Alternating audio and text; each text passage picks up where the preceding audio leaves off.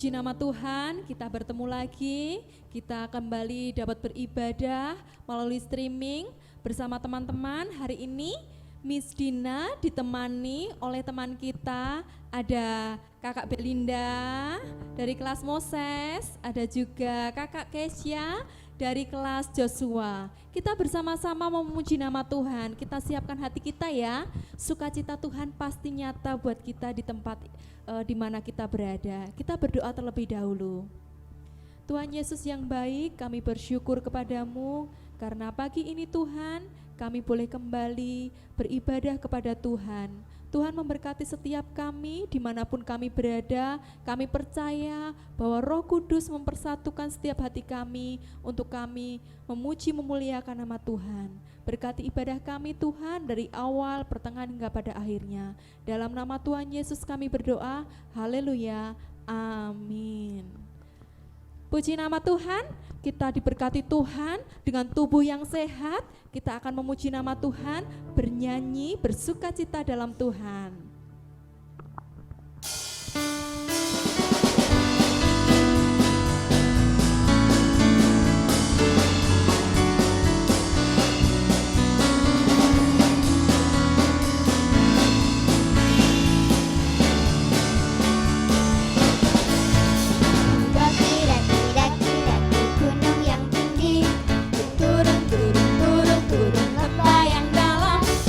Melewati padang jalur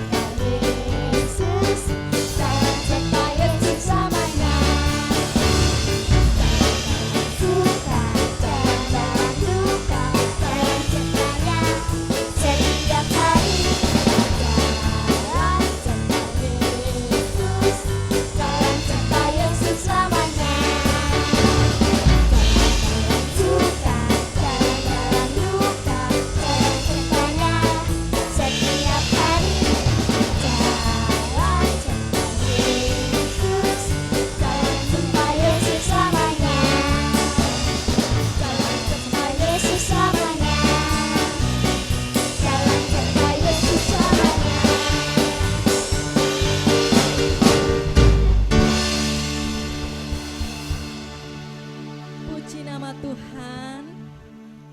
Haleluya, sukacita Tuhan turun atas teman-teman dimanapun berada. Hari ini semua bersukacita ya, semua bergembira, semua bersemangat ketika beribadah kepada Tuhan. Sebelum kita mendengarkan firman Tuhan, mari kita siapkan setiap hati teman-teman. Kita mau pandang Tuhan, kita mau benar-benar sungguh-sungguh di hadapan Tuhan. Bapa, Engkau sungguh baik bagi kami Tuhan. Kami mau memuji Engkau Tuhan. Teman-teman boleh bersama-sama menyembah Tuhan.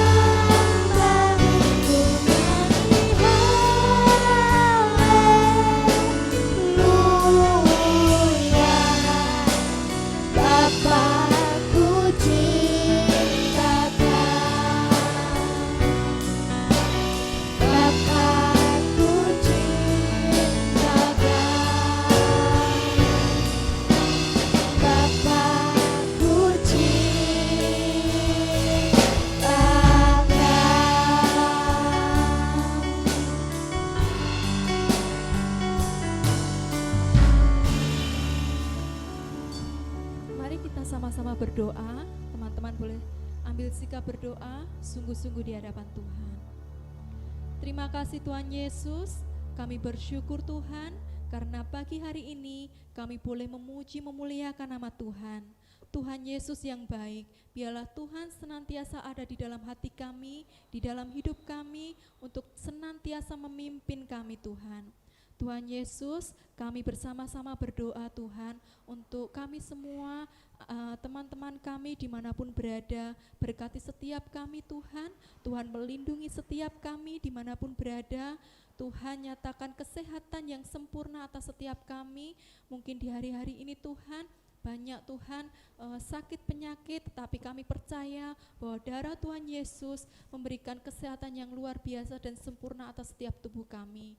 Tuhan juga memberkati setiap orang tua kami Tuhan, berkati setiap mereka, setiap pekerjaan mereka, bila kasih Tuhan, kebaikan Tuhan senantiasa berlimpah bagi mereka dan juga bagi keluarga kami semua. Terima kasih Tuhan Yesus, kami berdoa dan kami mengucap syukur. Haleluya. Amin.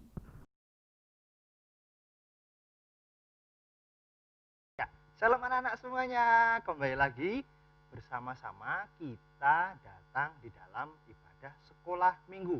Walaupun saat ini kita belum bisa bertemu bersama-sama di dalam gereja, tapi tetap semangat ya. Jangan sampai kalian terus malah tidak semangat, terus tidak mau beribadah. Beribadahlah dimanapun kalian berada. Dan saat ini mungkin perkenalkan dulu, mungkin masih asing ya, siapa sih ini yang lagi ngomong. Nah, perkenalkan dulu, nama saya Kak Roni. Apa? Kak Roni. Ya, saat ini tadi kan kalian sudah memuji nama Tuhan, sudah bersorak-sorak bagi nama Tuhan. Nah, sekarang tiba saatnya kita mau belajar firman Tuhan. Siap?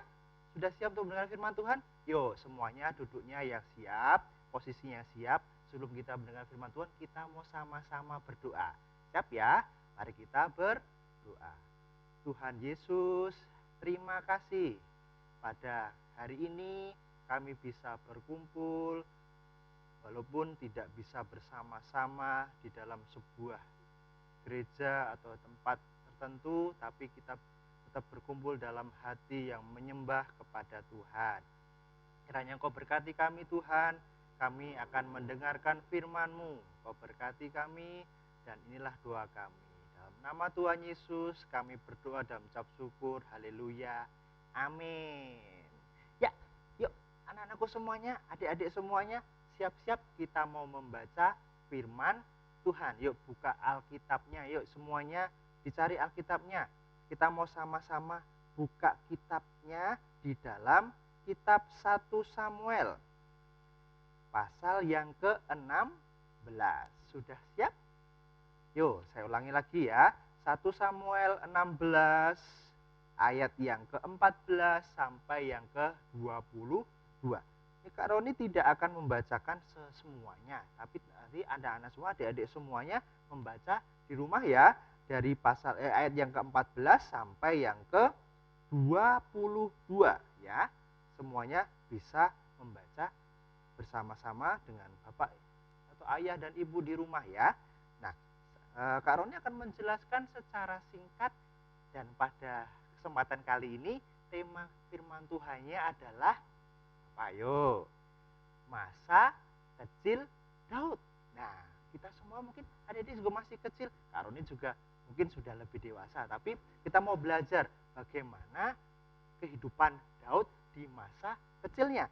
Nah, di sini di dalam ayat ini diceritakan bahwa setelah Daud diurapi menjadi raja, pada waktu itu saat Daud diurapi kira-kira umurnya masih kecil sekali, mungkin masih belasan tahun dan sebagainya. Dan mungkin masih banyak orang yang meragukan kenapa anak kecil menjadi dan diurapi menjadi raja, karena Tuhan tidak melihat masalah fisik, masalah perdagingan dan sebagainya, tapi Tuhan melihat isi hati Daud yang murah hati. Nah, untuk itu kita harus mengenal juga siapa sih itu Daud. Daud itu adalah anak 8 bersaudara. Dia anak yang paling terakhir, anak yang paling bungsu. Dan ayahnya Daud siapa? Ayo, ada yang tahu nggak? Ya betul ya, anak Daud ayahnya bernama Isai. Ya. Nah, kemudian setelah si Daud diurapi menjadi raja, ada 2 hal yang penting yang kita bisa pelajari buat kita semakin lebih baik lagi, supaya adik-adik semuanya bisa belajar dari kisah Daud di masa kecil. Nah, yang pertama, apa sih yang dilakukan Daud? Yang pertama, Ingat baik-baik. Daud adalah orang yang rendah hati, tidak sombong. Ya, kenapa dikatakan rendah hati? Nih, ada buktinya. Kenapa? Karena setelah Daud diurapi menjadi raja di pasal yang 16, di situ dikatakan Daud justru tidak langsung memimpin bangsa yang besar. Dia tetap kembali ke seperti pekerjaan yang sebelumnya, yaitu apa? Menggembalakan domba-domba. Kenapa dikatakan rendah hati? Ya karena kan dia sudah memiliki jabatan yang sangat besar sekali, sangat tinggi sekali. Tetapi dia tetap mau menjadi seorang penggembala domba yang mungkin dipandang orang itu pekerjaan yang hanya rendah sekali, tetapi dia tetap mau melakukan pekerjaan itu. Nah, itu membuktikan bahwa Daud sangat rendah hati ya. Jadi Kak Roni juga berharap adik-adik semuanya, teman-teman semuanya di rumah memiliki sikap yang rendah hati, tidak boleh sombong.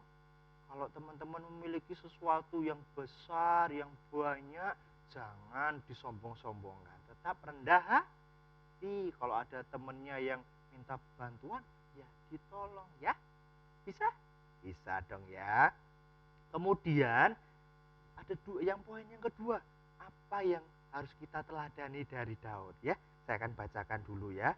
Di ayat yang ke-14 sampai 22. Ayat 14 saya bacakan. Tetapi roh Tuhan telah mundur daripada Saul, dan sekarang ia diganggu oleh roh jahat yang daripada Tuhan. Lalu berkatalah hamba-hamba Saul kepadanya, ketahuilah roh jahat yang daripada Allah mengganggu engkau. Baiklah, Tuanku memintakan hamba-hambamu yang di depanmu ini mencari orang yang pandai bermain kecapi. Apabila roh jahat yang daripada Allah itu hinggap padamu, haruslah ia main kecapi, maka engkau merasa nyaman. Nah, pada waktu itu, adik-adik semuanya, bahwa karena Saul sudah tidak diurapi oleh Tuhan, dia mendapatkan ketakutan yang luar biasa, karena ada roh jahat yang mengganggu dia. Makanya pada waktu itu, Saul menyuruh prajurit-prajuritnya, pengawal-pengawalnya untuk mencari seseorang yang bisa bermain kecapi dan bisa mengusir roh-roh jahat. Dan pada waktu itu diketahui bahwa yang jago bermain kecapi dan bisa mengusir bahaya adalah si Daud. Dan akhirnya Daud dipanggil ke kerajaan untuk melayani siapa? Melayani Saul yang dulunya raja. Dan akhirnya karena Tuhan sudah tidak mengurapi si Saul, akhirnya Saul tidak menjadi raja kembali. Nah, di sini poin yang paling penting buat teman-teman semuanya, adik-adik semuanya. Kan di situ Daud dimintain tolong atau disuruh untuk melayani Saul. Nah, poin yang kedua di sini bahwa peristiwa ini menggambarkan bahwa Daud memiliki sikap yang tidak mementingkan dirinya sendiri. Kenapa bisa dikatakan seperti itu? Ayo, ada yang tahu nggak? Nah, benar sekali. Kenapa bisa dikatakan tidak mementingkan diri sendiri? Karena Daud walaupun sudah memiliki posisi yang sangat tinggi, dia tidak egois. Dia tetap mau melayani orang lain, ya, membantu orang lain, tidak mementingkan diri sendiri. Ya, jadi teman-teman semuanya di rumah kalau punya sesuatu yang berharga, jangan dibuat sendiri. Kalau ada teman-temannya yang lain yang membutuhkan, tetap memberi dengan sukacita, tetap menolong saudara-saudara kita yang lain. Jadi jangan hanya mementingkan diri kita sendiri. Jadi mungkin firman Tuhan sangat sederhana sekali dari kisah Daud di masa kecil, yaitu apa? Yang pertama, Daud sangat rendah hati karena dia tetap mau menggembalakan domba-domba walaupun dia memiliki jabatan yang sangat tinggi untuk menjadi raja Israel. Kemudian yang poin yang kedua, dia tidak mementingkan dirinya sendiri. Dia mau menolong orang lain, memperdulikan orang lain ya. Karena ini penting buat kita semuanya, buat adik-adik semuanya ya. Mulai sekarang Jangan pernah ada yang sombong-sombong lagi. Jangan pernah ada yang tidak mementingkan orang lain, hanya mementingkan dirinya sendiri. Oke? Ya, itu firman Tuhan pada kesempatan kali ini. Tetap semangat, tetap melayani Tuhan, tetap setia sama Tuhan. Jaga hati, jaga diri, tetap memuliakan nama Tuhan. Hormatilah ayahmu dan ibumu, hormatilah sesama manusia, bahkan hormatilah Tuhan Allahmu. Amin. Yuk kita akan mengakhiri firman Tuhan dan ibadah kita pada hari ini. Yuk sama-sama kita mau lipat tangan kita dan kita mau berdoa kepada Tuhan bersama-sama. Ayo, sudah siap? Ya, kita mau berdoa kepada Tuhan. Tuhan, terima kasih Bapa, kami sudah mendengarkan firman-Mu yang mengajarkan kami tentang kisah Daud di masa kecilnya. Saat dia sudah diurapi menjadi raja, dia menjadi seorang yang rendah hati dan tidak mementingkan dirinya sendiri. Kiranya Engkau berkati kami Tuhan, Kau urapi kami Tuhan, sertai kami supaya kami bisa bertumbuh seperti Daud-Daud yang lainnya. Kiranya Engkau berkati kami, keluarga kami, dan semuanya. Dalam nama Tuhan Yesus kami berdoa dan mengucap syukur. Haleluya. Amin.